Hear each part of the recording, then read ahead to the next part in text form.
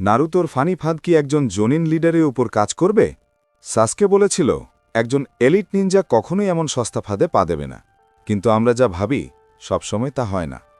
আজকের এপিসোডে এন্ট্রি নিচ্ছেন রহস্যময় এবং কুল কাকাশি হাতাকে, এবং তিনি টিম 7-এর সামনে এমন এক পরীক্ষা ছুড়ে দেন যা পাশ করার সম্ভাবনা 0%।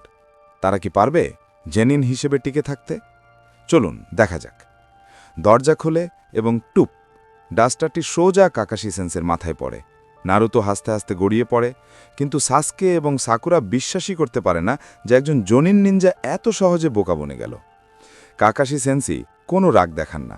তিনি খুব শান্তভাবে ডাস্টারটি হাতে নেন এবং টিম 7-এর দিকে তাকিয়ে তার প্রথম মন্তব্যটি করেন। তোমাদের দেখে আমার প্রথম ইমপ্রেশন হলো আমি তোমাদের একদম পছন্দ করলাম না। I hate you guys. এই একটি কথাতেই তিনি বুঝিয়ে দেন যে তিনি সাধারণ কোনো শিক্ষক নন। এরপর তিনি সবাইকে ছাদে নিয়ে যান নিজেদের পরিচয় দেওয়ার জন্য। এখানে আমরা চরিত্রগুলোর আসল মোটিভ সম্পর্কে জানতে পারি। কাকাশি সেন্সি, তিনি নিজের সম্পর্কে কিছুই বলেন না, শুধু নাম ছাড়া। তার শখ বা স্বপ্ন সবই গোপন রাখেন। নারুতো, তার পরিচয় খুবই সরল। সে বিভিন্ন রকমের রামেন খেতে পছন্দ করে এবং তার স্বপ্ন হল গ্রামের সেরা হোকাজে হওয়া। সাকুরা, সে শুধু লজ্জাই পায়। তার সব পছন্দ আর স্বপ্ন সাসুকেকে ঘিরে। নিনজা হওয়ার চেয়ে রোমান্সের দিকেই তার মন বেশি। সাসকে, সাসুকের পালা আসতেই পরিবেশটা গম্ভীর হয়ে যায়।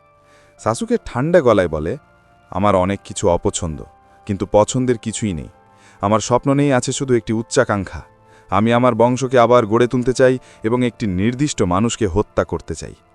নারুতো ভয়ে ভাবে সাসুকে হয়তো তাকেই মারতে চায়, কিন্তু আমরা জানি সাসুকের লক্ষ্য তার বড় ভাই ইতাচি।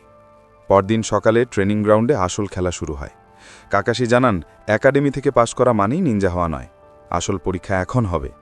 তিনি পকেট থেকে 2টি ঘণ্টা বের করেন। নিয়মটা খুব সহজ কিন্তু নিষ্ঠুর। 1, টিম মেম্বার 3 জন, কিন্তু ঘণ্টা মাত্র 2টি। 2, দুপুরের লাঞ্চের আগে যারা কাকাশির কাছ থেকে ঘণ্টা ছিনিয়ে নিতে পারবে তারাই পাশ করবে এবং লাঞ্চ পাবে। 3, যে ঘণ্টা পাবে না তাকে লাঞ্চ দেওয়া হবে না এবং তাকে নিনজা একাডেমিতে ফেরত পাঠিয়ে দেওয়া হবে। মানে অন্তত একজনকে ফেল করতেই হবে।